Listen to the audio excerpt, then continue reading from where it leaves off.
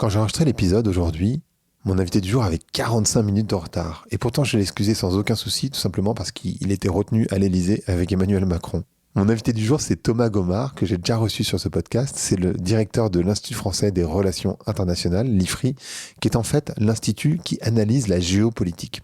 C'est donc une personne qui est hyper intéressante, c'est un historien qui a sorti un ouvrage qui s'appelle L'accélération de l'histoire, et ensemble, on va parler des différents conflits, évidemment, donc l'Ukraine, mais aussi ce qui se passe en Palestine. Mais de manière plus générale, on va parler de l'évolution du pouvoir, de la manière dont la géopolitique évolue, de comment le monde évolue, pourquoi on s'arme de plus en plus, pourquoi on voit des guerres arriver en Europe, de quoi on peut avoir peur, est-ce qu'on peut se réjouir.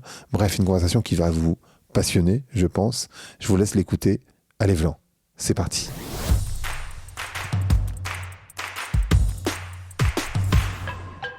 Donc bonjour à toutes, bonjour à tous, bonjour Thomas. Bonjour Grégory. D'abord, merci pour votre temps. Ça, c'est important parce que la vie est rapide, il y a une accélération de l'histoire. Pourquoi avoir choisi ce titre de l'accélération de l'histoire ?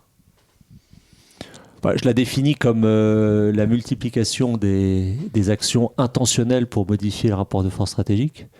Après, c'est aussi un peu un lieu commun de parler d'accélération de l'histoire quand on est historien. Enfin, chaque historien considère que l'époque ou la période qu'il étudie est en soi une période de transition ou d'accélération. Cela étant, je pense qu'on est dans un cadre un peu particulier, c'est que l'amplitude, la rapidité des transformations du système international que nous connaissons, quand les faire remonter peut-être 2002 avec l'invasion par la Russie de l'Ukraine, est comparable en intensité et en amplitude à mon avis, ce qui s'est passé entre 89 et 91, c'est-à-dire la répression de Tiananmen, la chute du mur de Berlin, la première guerre du Golfe, la chute de l'URSS.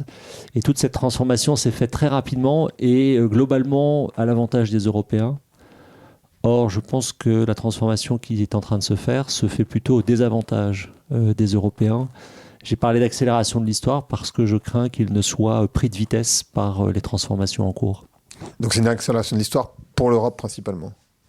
Non, parce qu'il y a une énergie partout dans le monde, mais que l'Europe est d'une certaine manière déphasée, ou pour le dire autrement, elle a construit un modèle qui est un modèle qui reste un prototype politique, mais qui est un modèle créé par le marché unique 1957, à 6 au départ, et qu'elle reste sur un mode de fonctionnement qui est un mode de fonctionnement par temps relativement calme, dirais-je. Or, il y a une nécessité, à mon sens, d'adapter ce fonctionnement à la vitesse, à l'accélération et aux transformations, ce qui implique une modification de la manière de travailler, la manière d'envisager les problèmes et d'essayer de les traiter. Mais alors, le fait que l'extrême droite est en train de monter un peu partout, et en tout cas, les sondages montrent qu'en France, c'est plus de 35%, ou plus de 30% en tout cas pour l'extrême droite, ça ne va pas vraiment aller dans le sens que vous décrivez, ou alors c'est les institutions qui vont devoir tenir le choc ? Les projections, on va voir comment les gens votent le 9 juin. Effectivement, on a des sondages en France qui donnent la liste du Rassemblement national très largement en tête. On a aussi des sondages qui montrent qu'en Allemagne, l'AfD est autour de 20%. Donc il y a quelque chose effectivement de fond qui est en train de se placer en Europe. Ensuite, sur ce que ça veut dire dans la composition du prochain Parlement européen, ça risque de donner une position plus centrale au PPE, parce que ce qu'on appelle l'extrême droite est elle-même divisée en trois grands sous-groupes. Ce qui est certain, c'est qu'à mon avis, on va vers une Union européenne qui va être beaucoup plus transactionnelle en son sein. C'est-à-dire que l'idée de supranational est une idée contestée. L'idée de supériorité du droit européen sur les droits nationaux est aujourd'hui contestée, même par des forces politiques qui jadis en avaient fait un principe fondamental.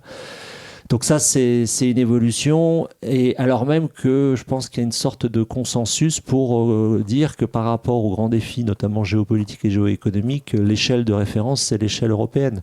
Et qu'il y a au fond peu de forces politiques aujourd'hui qui veulent casser l'Europe. Et je pense que si on parle de la France, le Rassemblement national ne parle plus de Frexit ou ne parle plus de sortie de l'euro parce que ils se sont rendus compte que les gens ne sont pas stupides et se rendent bien compte que c'est un élément de stabilité essentiel dans un monde qui est de plus en plus instable. Est-ce que vous diriez que les deux plus grands challenges pour la civilisation en ce moment, c'est l'écologie et la technologie? Ou est-ce que vous verriez d'autres choses, et en particulier liées aux problématiques géopolitiques? Si vous voulez, je l'avais déjà exprimé dans des livres précédents, dans l'affolement du monde déjà de 2019. Je crois que la toile de fond qui est la nôtre, c'est celle de la convergence entre l'accélération de la dégradation environnementale dans ces trois composantes principales que sont le dérèglement climatique, la perte de la biodiversité et les pollutions, et l'accélération de la mise en données du monde. Le fait que tous nos comportements, désormais, qu'ils soient de consommation, qu'ils soient politiques, génèrent des données, et que ces données font l'objet d'un traitement qu'il faut déjà comprendre et qui est difficile à comprendre. Alors je ne rentre pas dans le débat de savoir si la deuxième évolution technologique, ce qu'on appelle le solutionnisme, est la réponse à la première. Mais ça renvoie, si vous voulez, une autre toile de fond, cette convergence, c'est que quand vous faites le métier qui est le mien de think tanker, comme on dit, vous êtes frappé par la tension entre ce qu'on appelle l'agenda global, c'est-à-dire qui peut être résumé par les objectifs du développement durable, qui ont été lancés dans un cadre onusien en 2015 et qui arrivent à échéance en 2025. Donc cette idée de soutenabilité des objectifs de développement durable qui doivent servir en principe de matrice à la fois pour les politiques publiques, mais aussi qui doivent être prises en compte par un certain nombre de business models pour des grands groupes. Donc vous avez ça et qui s'exprime beaucoup par beaucoup de comitologie, de réunions type G20, type les instances onusiennes, etc. Pas toutes les décrire.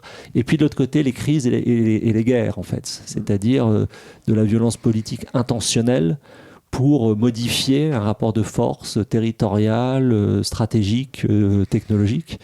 Et ça, ce qui est inattendu, effectivement, c'est que les Européens se retrouvent aujourd'hui avec une guerre de haute intensité sur leur territoire, en Ukraine, et que leur principal avantage comparatif dans la globalisation, qui était d'être vu comme une zone particulièrement stable, dans une logique assez linéaire, n'existe plus.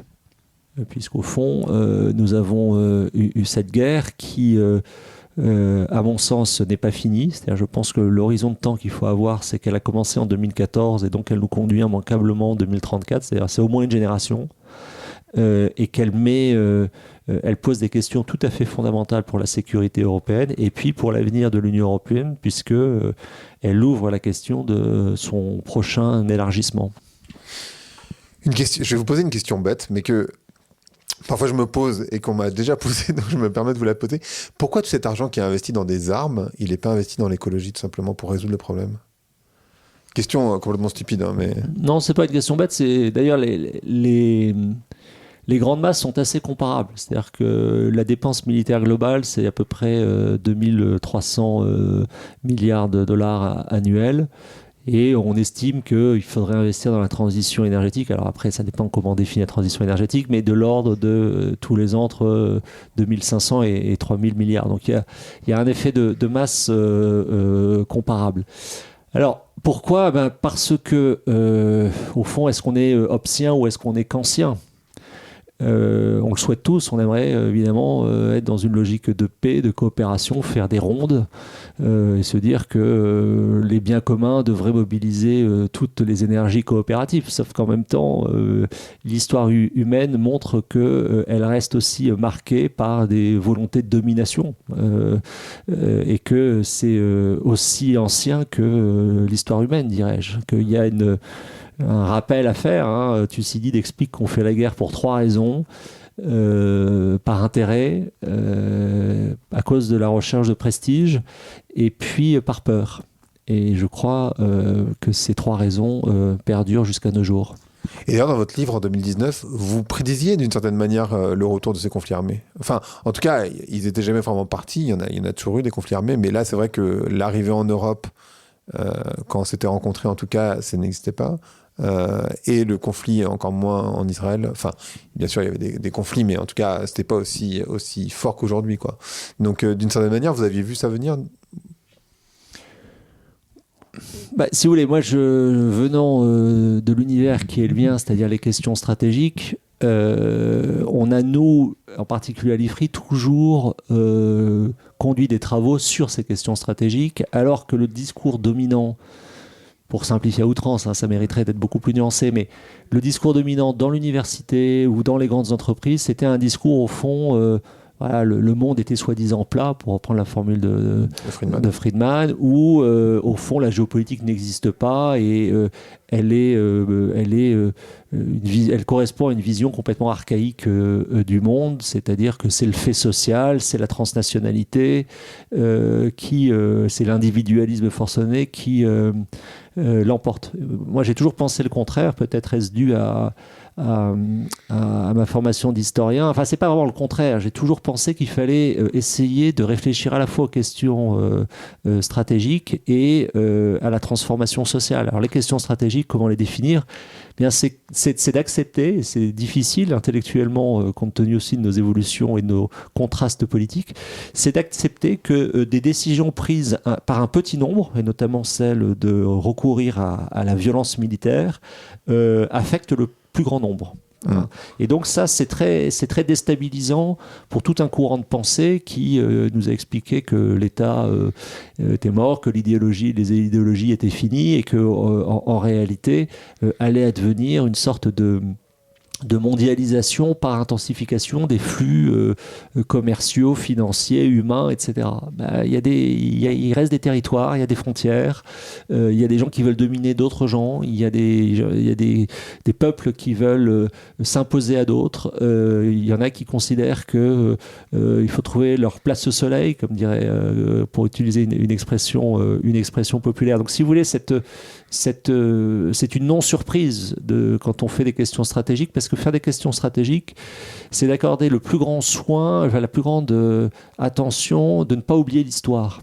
Alors, et que l'histoire, on a souvent des mémoires très sélectives en fait, et que les questions stratégiques, elles se pensent sur la longue durée, avec des phénomènes de trajectoire, d'émergence, de régression, et puis de clash, dirais-je. Bon. Et moi, je considère qu'une stratégie commence à exister lorsqu'elle se heurte à une autre stratégie.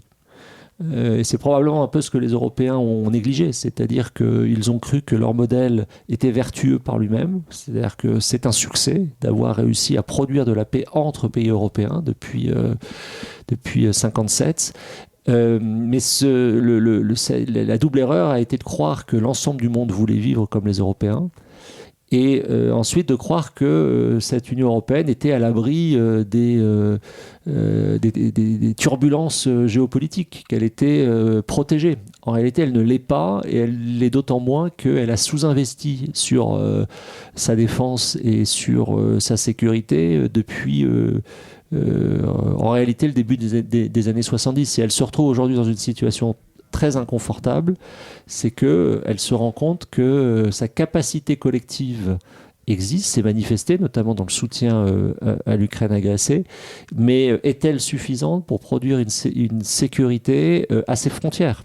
Et c'est à mon avis la question centrale aujourd'hui, parce que la notion de frontière, qu'on avait tous un peu oubliée, étant de plein pied dans ce qu'on appelle la mondialisation, en fait, elle ne concerne pas toutes les couches de la population, et cette notion de frontière, à mon avis, reste tout à fait décisive dans le monde tel qu'il évolue. J'ai reçu Christian Grattalou, que vous devez connaître, qui me disait que la domination de l'Europe était un accident de l'histoire d'une certaine manière. Est-ce que vous seriez d'accord avec ça ? J'aime beaucoup les livres de Christian Grattalou. J'ai lu dans janvier Géohistoire, son dernier titre. C'est génial. Je ne sais pas si c'est un accident de l'histoire. Ce qui est intéressant peut-être, et Grattalou a contribué à ce rappel, c'est qu'à l'époque moderne, en fait, au XVIIIe siècle, les deux économies les plus importantes en taille ce sont les économies chinoises et indiennes. Et donc, en fait, on a probablement vu les grandes découvertes comme une projection et une découverte justement d'un nouveau monde, alors qu'en réalité c'était peut-être plus qu'une projection, une connexion à des zones économiques plus importantes en taille. Donc ça c'est le premier élément. Ça relativise peut-être cette impression de grande découverte, comme si la globalisation était née en Europe, ce qui est un discours que l'on tient fréquemment. Après, la particularité justement de l'Europe, à mon avis, reste la singularité de l'Europe reste forte. Comment la définir? Peut-être par un principe de séparation des pouvoirs, en fait. C'est ça qui, à mon avis, reste très frappant dans la situation actuelle. C'est qu'on a des régimes politiques qui reposent sur une logique de fusion des pouvoirs. Je pense en particulier, évidemment, à la République populaire de Chine, dirigée par le Parti communiste chinois. Ça, c'est aussi des rappels à faire, parce qu'on a vu uniquement le mercantilisme de la République populaire de Chine sans bien voir la matrice léniniste qui est la sienne. Donc une logique de fusion des pouvoirs par rapport à une logique de séparation des pouvoirs qui, à mon avis, reste tout à fait décisive pour comprendre la manière dont les Européens, et plus largement avec l'extension qui a été la leur avec les États-Unis, et aujourd'hui le rapport de dépendance des Européens par rapport aux États-Unis, qui reste tout à fait structurant pour expliquer le modèle qui est le nôtre.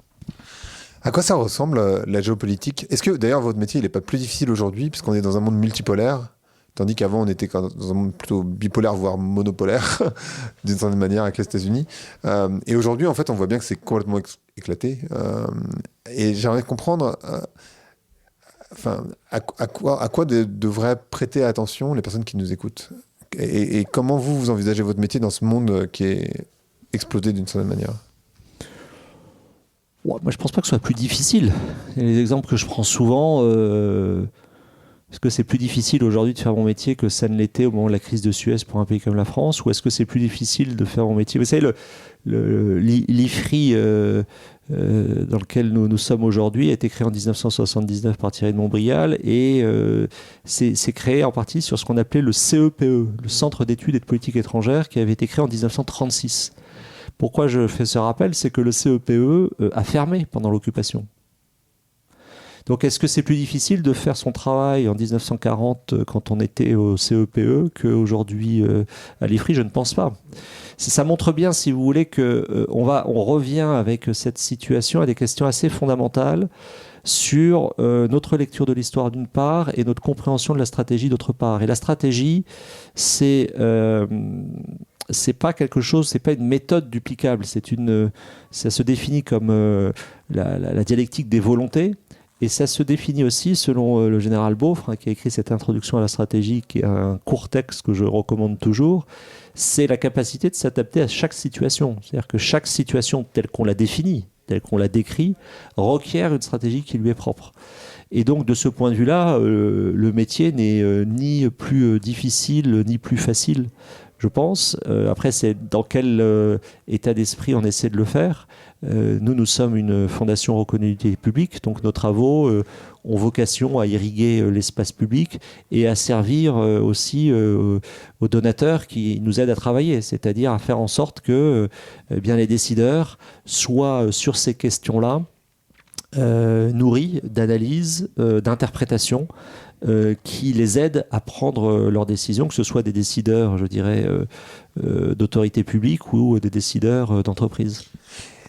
Une question que je me posais également, c'est en particulier celle d'Elon Musk, c'est-à-dire le rôle des entreprises privées. Je ne sais pas si c'est nouveau, cette situation, en particulier je pense à Starlink, mais le rôle des entreprises privées dans les conflits armés. Bien sûr, il y a les entreprises d'armement, mais Elon Musk avec Starlink, c'est quand même une situation un peu intermédiaire, il me semble. Alors, ce rôle a toujours existé, c'est-à-dire que vous prenez des problématiques logistiques, elles impliquent, pour la Seconde Guerre mondiale, elles impliquent des acteurs privés. La notion de réquisition, par exemple, va bien au-delà, en période de guerre, simplement de l'industrie de défense destinée à produire les armes et les munitions. Donc, là aussi, je pense que l'organisation, en fait, dans une situation de guerre de moyens privés, est quelque chose qui s'observe à différentes périodes. Ce qui est intéressant avec l'exemple, effectivement, d'Elon Musk, il y a deux choses à souligner. La première, c'est ce que représente aujourd'hui Elon Musk dans le débat global. C'est-à-dire que toute prise de parole par Elon Musk a un caractère très performatif et provoque des réactions d'anticipation dans un sens ou dans un autre. C'est-à-dire qu'il y a une sorte de concentration du pouvoir à la fois économique, technologique, mais aussi, dirais-je, politique dans ces prises de parole, à un point effectivement qui est assez rare là pour le coup quand on essaie de trouver des exemples récents. Une volonté précisément de sa part d'intervenir dans tous les champs, qu'ils soient économiques, technologiques ou politiques, encore une fois. Alors après, je me prononce pas sur l'usage qu'il fait, notamment du réseau X, mais il y a quelque chose d'assez qui lui est propre. Et effectivement, sur Starlink, il y a deux choses à observer. La première, c'est que à l'instar d'autres acteurs technologiques, ça a joué un rôle très important pour enrayer l'offensive russe de 2022. Et ensuite, il y a eu sa décision, dans une sorte de chantage au Pentagone, de retirer ces moyens. Donc ça donne effectivement à un acteur privé une sorte de capacité directe, d'une certaine manière, d'effet produit. Les militaires parlent d'effet final recherché. Eh bien, Elon Musk contribue à cet effet final recherché. Et ça conduit à une deuxième observation, c'est que ces prises de position sont parfois en réalité très simple à expliquer par rapport à ses propres intérêts économiques. C'est-à-dire qu'il a un marché décisif pour lui sur la Chine, donc il s'est fait l'écho du plan de paix chinois, il a lui-même proposé son plan de paix pour l'Ukraine et la Crimée, avec comment qualifier ça ? Avec un simplisme qui est troublant. Ok. Qu'est-ce qui aujourd'hui est votre plus grande crainte d'un point de vue géopolitique, j'entends? Moi, je pense qu'il ne faut pas avoir peur. La peur, ça paralyse. Et il faut comprendre pourquoi on a peur. Et la peur, ça se retourne. Donc, si vous voulez, c'est un métier où on pourrait passer ses journées. D'ailleurs, c'est un travers dont il faut s'écarter. À jouer les Cassandres et à envisager le pire. Disant ça, c'est pas du tout par manque de lucidité, mais je pourrais je vais le formuler comme ça, si vous voulez. Le métier dans lequel je suis a été marqué pendant toutes les années de guerre froide par ce qu'on appelait le risque ou la menace d'hiver nucléaire. Bon. Et aujourd'hui, on est plutôt dans une époque où on est face à tout un discours de collapsologie, c'est-à-dire d'effondrement qui nous attendrait. Donc je pense que la réponse est très différente selon que j'adopte un point de vue de court terme, un point de vue de moyen terme ou un point de vue de long terme. Donc, si vous voulez, les craintes aussi, elles vont être exprimées très différemment selon que je parle en tant que chercheur français attaché à l'ouverture internationale, chercheur européen ou ancien chercheur ayant été formé en Russie. Et selon que j'essaie d'analyser les craintes du point de vue de mon pays, étant fondamentalement patriote, ou essayant de comprendre aussi les craintes qui peuvent être celles d'adversaires ou voire d'ennemis. Bon. Et notre rôle est précisément de comprendre ces différents points de vue. Donc, plutôt que parler de la principale, à mon sens, je vais répondre de manière peut-être volontairement décalée par rapport au champ géopolitique, mais je crois que la principale crainte que j'ai, c'est l'ignorance et l'absence de lucidité sur la marche du monde. Moi, j'ai l'impression que, enfin, quand je regarde les Français, je vais avoir peut-être, mais pour pas mal de personnes, j'ai l'impression qu'ils s'appuient sur des convictions que leur liberté, que un certain nombre de choses sont acquises et que ça bougera pas, en fait. Enfin, je vois ça comme ça, mais peut-être que je me trompe. Et c'est juste pour faire écho à ce sujet sur l'ignorance, mais je sais pas comment vous voyez ça, vous. Bon, si je comprends votre observation, c'est de dire qu'en fait, nous sommes dans une situation historiquement très confortable et qu'on tient ça pour acquis. Bon, je pense que ce n'est pas acquis. Ça, je vous rejoindrai volontiers si c'était ce que vous aviez en tête. On a l'impression au fond que la paix fait partie de l'acquis communautaire. Or, c'est, à mon avis, la paix quelque chose sur lequel il faut toujours travailler en ayant en tête cette nécessité d'être capable de produire sa propre sécurité, en fait. Donc il y a effectivement certaines habitudes. Il y a aussi quelque chose de très paradoxal chez les Européens et les Français. C'est-à-dire que je pense qu'on est un pays beaucoup plus ouvert au monde que les votes peuvent le traduire. Et que notre appareil productif est un appareil productif qui dépend de cette ouverture, qu'on a peut-être en Europe une compréhension, justement une lecture du monde plus large que certains de nos partenaires et alliés, mais qu'on a beaucoup de mal à accepter le fait que nous sommes en train de nous provincialiser, c'est-à-dire de ne pas bien voir que les dynamiques qui sont aujourd'hui les dynamiques mondiales et régionales font que, que ce soit sur le plan démographique, que ce soit sur le plan économique, on a un rétrécissement en fait à l'échelle globale de l'Europe. Enrico Letta, l'ancien Premier ministre italien, vient de publier un rapport sur le marché unique européen qui commence par un constat très, très bienvenu. C'est qu'en 1985, lorsqu'on lance le marché unique européen, que Jacques Delors fait tout cet effort, donc il y a 40 ans, un petit peu moins de 40 ans, la Chine et l'Inde représentaient collectivement 5% de l'économie mondiale. Donc en fait, on a aujourd'hui une question d'échelle d'un point de vue européen qui se pose aussi au point de vue national. C'est-à-dire que la France continue à produire un discours global, mais étant à l'échelle globale dans une position qui n'est plus celle de 1958, celle de 1918 ou même celle de 1870. Dans votre ouvrage, vous concentrez sur 3 détroits. Qui à mon sens c'est ce que vous expliquez aussi, sont très liés au business d'une certaine manière. Donc ça relie aussi un petit peu notre discussion sur Elon Musk, sur les entreprises privées, etc. Pourquoi vous êtes concentré sur ces 3 détroits?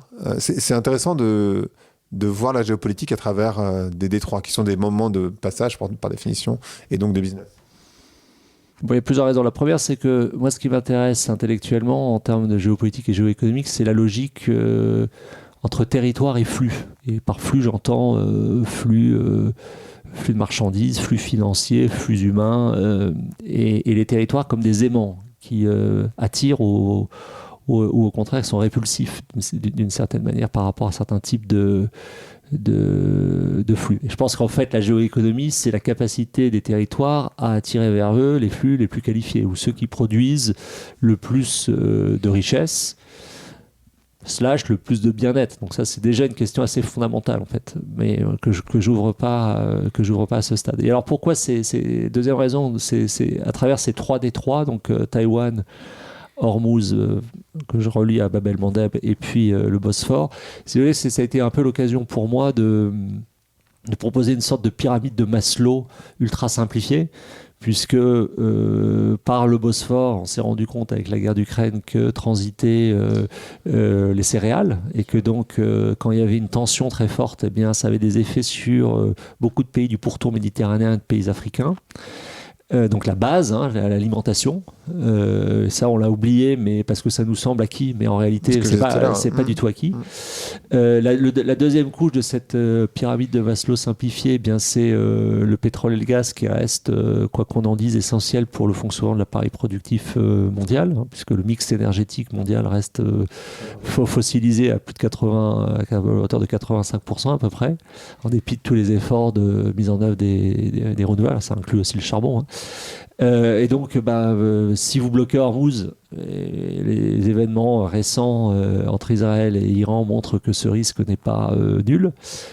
Ça a un effet immédiat, une prime sur le risque géopolitique, et que ça rappelle quelque chose là aussi qu'on n'a peut-être pas suffisamment compris, c'est que les Européens, les Chinois, les Japonais restent dépendants de la production énergétique des pays du Golfe. C'est beaucoup moins le cas désormais des États-Unis, qui ont accéder à une autonomie énergétique. Et puis le troisième, le sommet de la pyramide, ce sont les puces numériques qui sont produites à 80% à l'échelle mondiale entre Taïwan, le Japon et la Corée du Sud, et que Taïwan représente à peu près 50% et notamment est le segment indispensable dans la division internationale du travail pour les puces numériques les plus sophistiquées, les plus perfectionnées. Et que là aussi, une crise dans le détroit de Taïwan aurait des effets sur l'économie mondiale, indépendamment de ses effets stratégiques, immédiats, et d'une ampleur tout autre que les attaques outils sur des bateaux de commerce en mer Rouge, comme on l'observe depuis le début de l'année 2024. Puis il y a une troisième raison.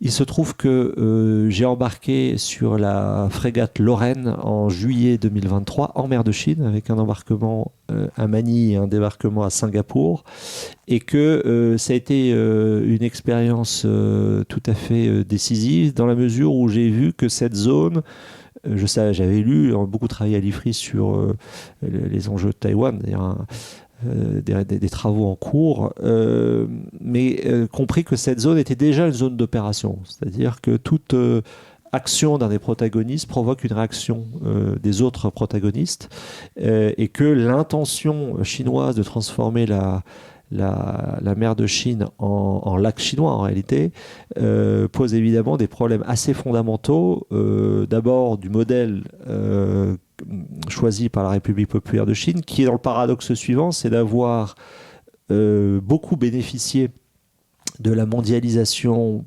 comprise comme maritimisation, et qui pourrait, si elle poussait sa logique de réunification entre guillemets avec Taïwan à son paroxysme, d'une certaine manière remettre ce principe-là en question, et donc ce qui poserait des effets là aussi indépendamment des questions stratégiques, tout simplement sur son modèle économique immédiat. Qu'est-ce qui vous surprend le plus, vous, dans la puissance de la Chine? Parce que, en fait, il y a plusieurs choses, moi, qui m'intéressent. D'abord, le ralentissement, on peut dire ça, de l'évolution de la population. On peut le dire comme ça, d'une certaine manière.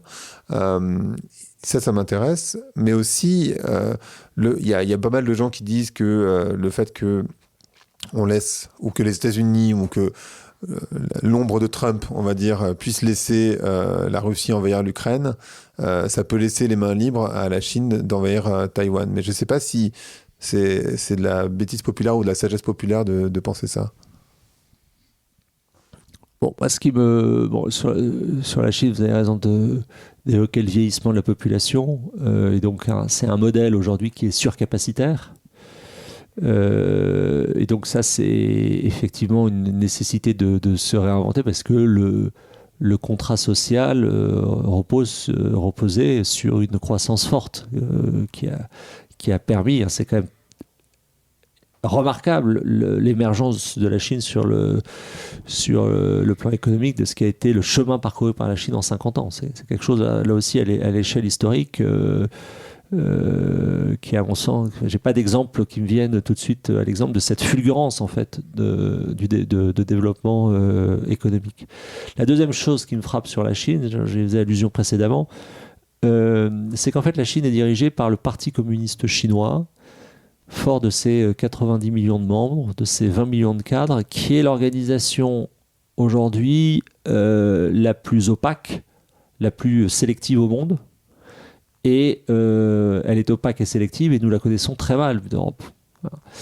Et ça, c'est tout à fait intéressant de relever ce paradoxe, c'est-à-dire que on a fait une mondialisation avec la mondialisation, c'est fondamentalement l'émergence de la Chine, en fait. Oui, bien sûr. Ou la réémergence, si on voit les choses par rapport à l'époque moderne, ou même par rapport à l'époque médiévale et de leur point de vue aussi, vous avez raison. Puisqu'il n'y a pas un discours du président Xi qui n'évoque je sais pas le terme exact qu'il utilise, mais la nation chinoise dans son double caractère à la fois multiséculaire et renaissance, voilà, la nation chinoise, et puis également le rôle décisif du Parti communiste chinois dans cette réémergence, dans l'invention de ce nouveau modèle, etc. Donc c'est très spectaculaire. C'est en réalité en fait difficile à déchiffrer. Même si les contacts se sont quand même, dans l'univers qui est le nôtre, se sont quand même distendus avec la crise sanitaire, et je pense que c'est pas uniquement dans l'univers des centres de recherche, ça s'observe aussi beaucoup pour les entreprises, où il y avait un certain nombre d'habitudes et de questions qu'elles ne voulaient pas se poser sur la Chine, qu'elles sont désormais obligées de se poser. Et effectivement, là aussi, les références du président Xi à la réunification avec Taïwan tiennent-le de projet idéologique. Et donc il annonce que cette réunification est inévitable, et l'exemple d'Hong Kong montre assez bien probablement l'image qu'il se fait d'une réunification à Taïwan. Et dans le même temps, on a Taïwan qui a forger sa propre identité politique, qui est un système capable d'alternance politique, qui est un système et un territoire tout à fait indispensable dans la mondialisation telle qu'elle fonctionne pour les raisons déjà évoquées. Donc c'est la grande question, parce que cette question correspond à deux questions très, très géostratégiques. La première, c'est le déplacement du centre de gravité du système monde vers l'Asie-Pacifique. Et donc, par voie de conséquence, la périphérisation de l'Europe. Et la deuxième grande question, c'est ce que François Gipoulou appelle le basculement thalassocratique, le basculement vers la mer de la Chine. Est-ce qu'elle en est capable, alors que une des grandes différences entre la Chine et les États-Unis, désolé de ces observations, mais qui sont des observations importante en termes globaux, c'est que les États-Unis ont deux façades océaniques. Ce n'est pas le cas de la Chine, et précisément dans son basculement thalassocratique, elle a quelque chose devant elle qui s'appelle Taïwan.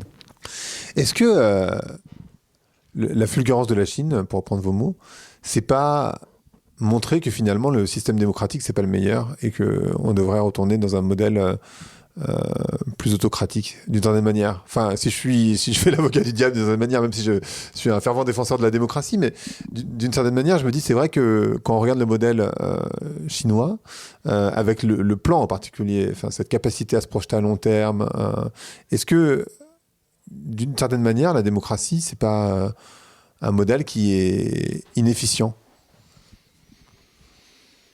Je ne vais pas vous faire dire ce que vous voulez pas dire. Non, mais moi, j'ai pas de. C'est une question effectivement très fréquente. Je la reformulerai de la manière suivante, c'est que on prête d'abord une efficacité.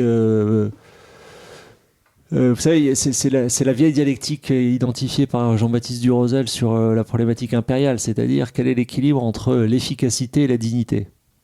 Bon, et ça se pose pour tout système politique. Donc on prête à la Chine une efficacité. Effectivement, cette fulgurance économique va dans ce sens, avec des Chinois qui ont retrouvé une forme de fierté historique. Tout ça est incontestable. Mais quand vous reprenez le débat qu'on a eu au moment de la crise sanitaire, où on parlait de l'inefficacité européenne versus l'efficacité des autoritaires, est-ce vraiment le cas, en fait, post-mortem? Je ne suis pas du tout certain. C'est-à-dire qu'en réalité, la manière dont les Européens ont géré la crise sanitaire n'ont pas du tout à rougir par rapport aux autres. Si on compare aux États-Unis, ils n'ont pas à rougir. Si on compare à la Chine, ils n'ont pas à rougir. Rappelez-vous de la manière dont, du jour au lendemain, le président Xi décide de lever le confinement, tout simplement parce que ça devenait intenable en Chine. Donc, Ça, c'est le premier élément de réponse. Deuxième élément de réponse, c'est que la démocratie a beaucoup de défauts, notamment elle a un défaut de vitesse par rapport à ce qui se passe, mais elle permet de créer du dissensus et donc d'une certaine manière aussi de s'adapter à des situations changeantes. Si elle est bien organisée, si l'implication civique est suffisante. Donc ce sont deux si très, très, très importants. Et puis le troisième élément de réponse, c'est que, en fait, ça voudrait dire, si on suit votre formulation, que c'est un modèle global qui serait ou un modèle autoritaire, ou un modèle global qui serait un modèle démocratique. Or, précisément, c'est peut-être ça l'erreur que nous avons pu faire dans le passé, de croire que la démocratie avait vocation à s'étendre partout dans le monde. Et peut-être que l'erreur que les autoritaires sont en train de commettre, c'est de croire que l'autoritarisme a vocation à s'étendre partout dans le monde. Et ça renvoie au fond à des logiques de culture politique, de culture tout court d'ailleurs, et de contraste très fort de ce point de vue-là entre régions du monde. D'ailleurs, pour rester sur cette région et pour parler d'autoritarisme, qu'est-ce que vous pensez des élections récentes en Indonésie, qui est le plus grand pays musulman, parce que la majorité des gens ne savent pas. Parce qu'en fait, c'est vrai que quand on pense aux musulmans, on a tendance à penser aux pays arabes. Mais bon, la majorité des musulmans sont en Indonésie, qui était une démocratie plus ou moins, mais enfin, branque-ballante, mais enfin, quand même une démocratie qui vient de repasser par un général un peu plus dur et donc qui va forcément avoir une politique nécessairement plus difficile, plus dure, quoi. Je ne sais pas exactement ce que ça va impliquer, mais j'aimerais bien comprendre, vous, de votre point de vue de cette élection et qu'est-ce que ça peut... Je ne sais pas si ça fera bouger quoi que ce soit d'ailleurs, hein, mais c'est intéressant que ça soit... C'était le seul pays islamique démocratique, si je ne me trompe pas trop, et du coup, c'est plus le cas. Non, alors je n'ai pas d'analyse particulière sur l'Indonésie parce que très franchement, je n'ai pas suivi les choses de près. En revanche, sur l'importance de l'Indonésie telle que vous l'avez décrite, ça je vous rejoindrai volontiers. C'est un pays, ça fait partie de ces pays absolument clés dans les dynamiques économiques globales. C'est-à-dire que, en fait, ce qu'on a appelé la mondialisation, c'est l'émergence de classes moyennes et de classes moyennes consommatrices.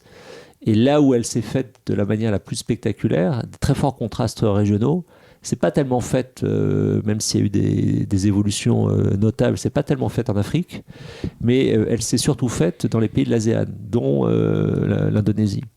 Et effectivement, ensuite, il y a pays musulmans.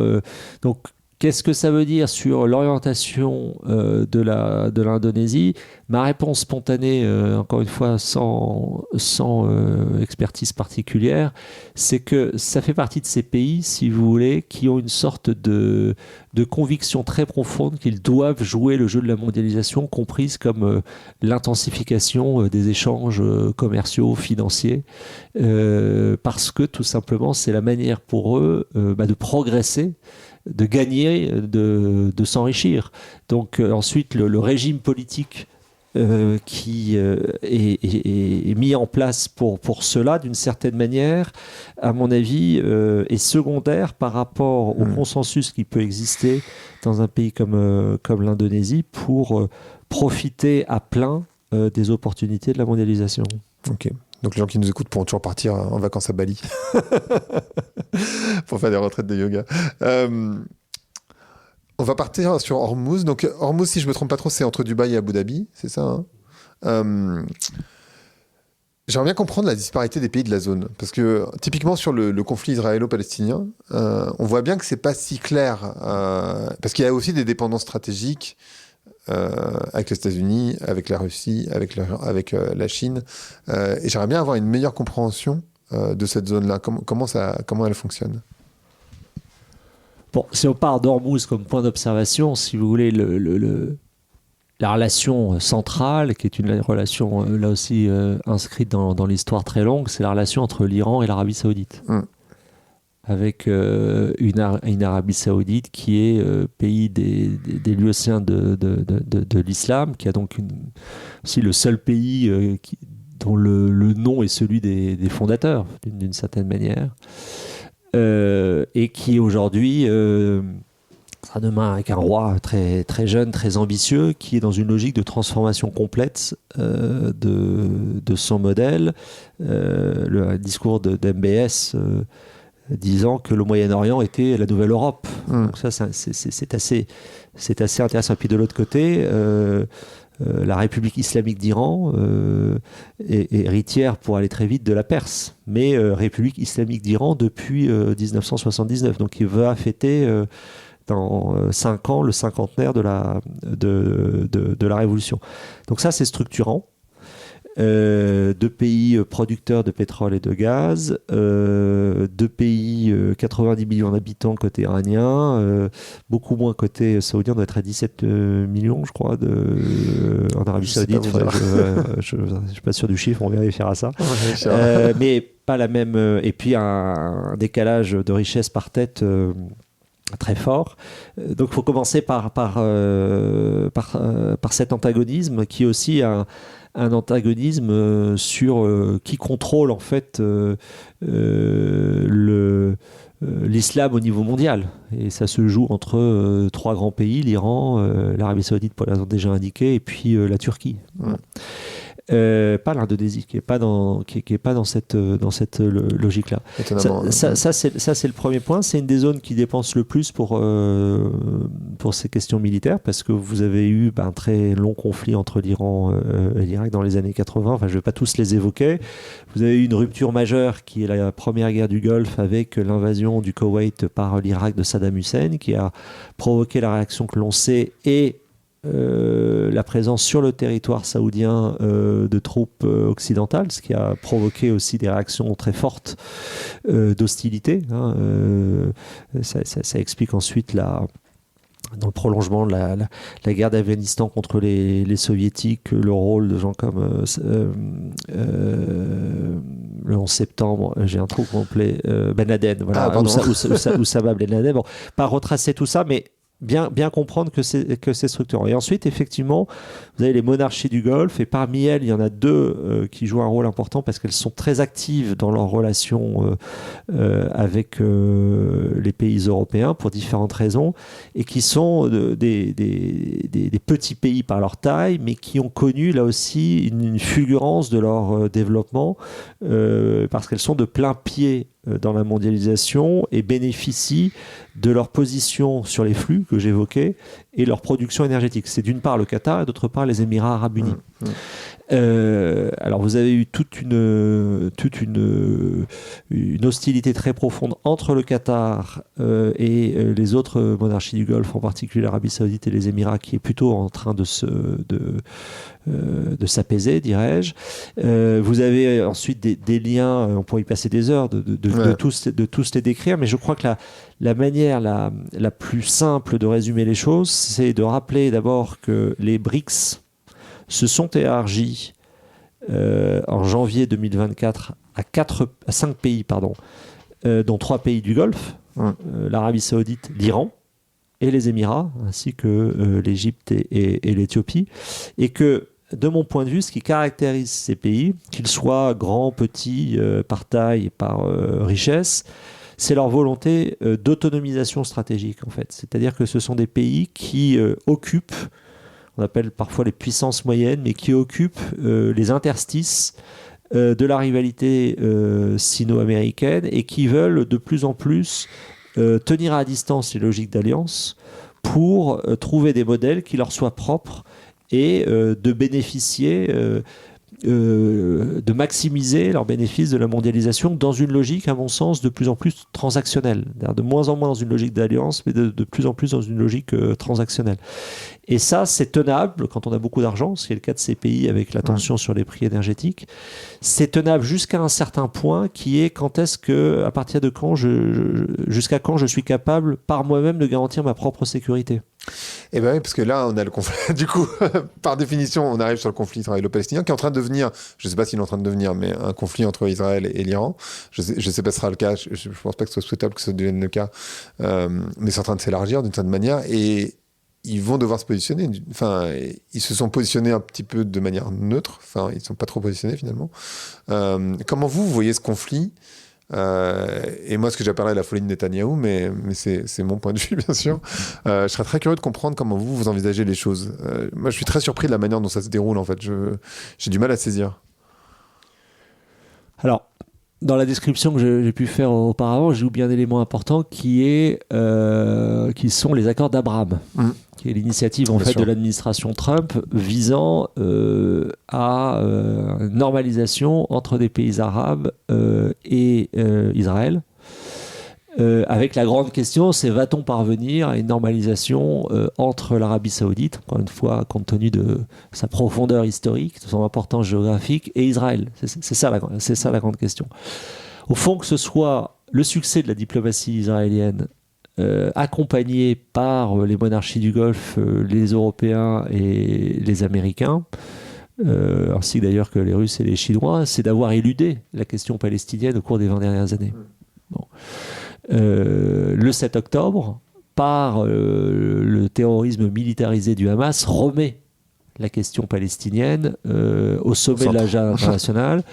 Alors même qu'on avait des pays partenaires, moi j'ai beaucoup travaillé à ce moment-là avec des collègues marocains qui, à chaque rencontre, insistaient sur évidemment la persistance de la question palestinienne que, d'une certaine manière, encore une fois, tout le monde a écarté. Donc elle revient et elle est portée par le Hamas, organisation terroriste et politique soutenue par l'Iran.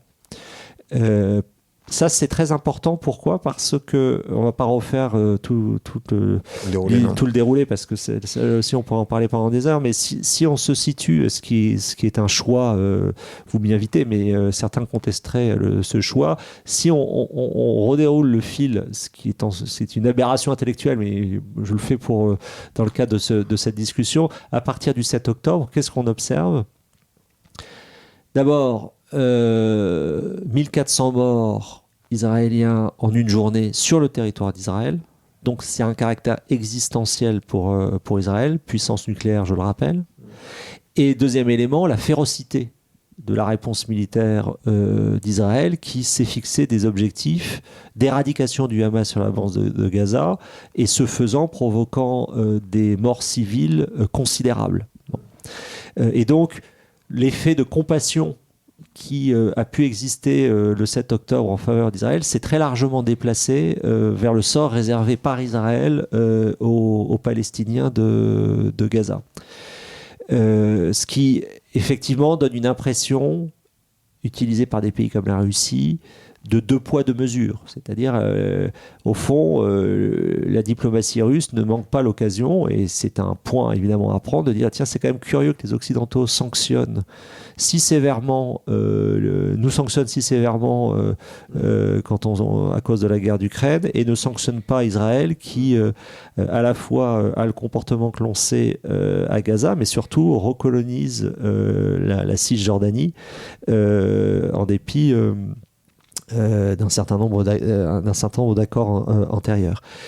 Parallèlement, vous avez un autre phénomène qui est la situation très paradoxale de Benyamin Netanyahou, qui avait pris une pente illibérale assumée, notamment dans sa contestation du rôle de la Cour suprême, contestation qui a provoqué des manifestations massives, qui a aussi dans son gouvernement des suprémacistes assumés, et donc une popularité très faible de Netanyahou, mais un état de guerre qui, patriotisme aidant, ressoude en fait Israël, une armée mobilisée avec 300 000 réservistes rappelés.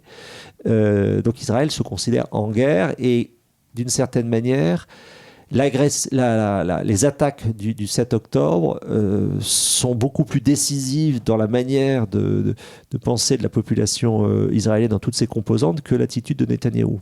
Bon.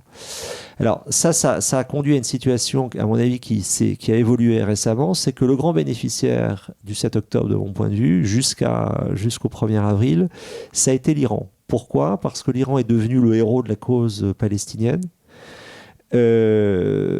a, par l'intermédiaire de ses proxys, montré aux pays sanctionnaires, en particulier européens, qu'ils pouvaient, en raison des frappes en mer du Rouge, justifiées par les Houthis, à cause de la situation à Gaza, pouvait en fait détourner une partie du commerce international, pour faire simple, même si dans les faits c'est un peu plus compliqué, et par ailleurs a gelé la logique des accords d'Abraham, c'est-à-dire la logique de normalisation des relations entre l'Arabie Saoudite et Israël, parce qu'en fait les monarchies du Golfe sont prises dans la contradiction entre leur volonté de normalisation avec Israël. Pourquoi ? Parce qu'Israël est très fournisseur de technologies leur permettant notamment de contrôler leurs opinions, lesquelles sont très favorables à la cause palestinienne.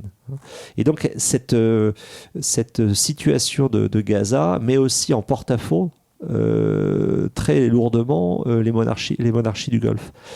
Alors pourquoi il y a une nouvelle séquence qui s'est probablement ouverte par le bombardement du consulat iranien en Syrie et le fait que ça a provoqué une frappe entre ça c'était 1er avril, ensuite 13 et 14 avril, une attaque depuis le territoire de l'Iran assumée comme telle, donc revenant dans un cadre interétatique contre Israël.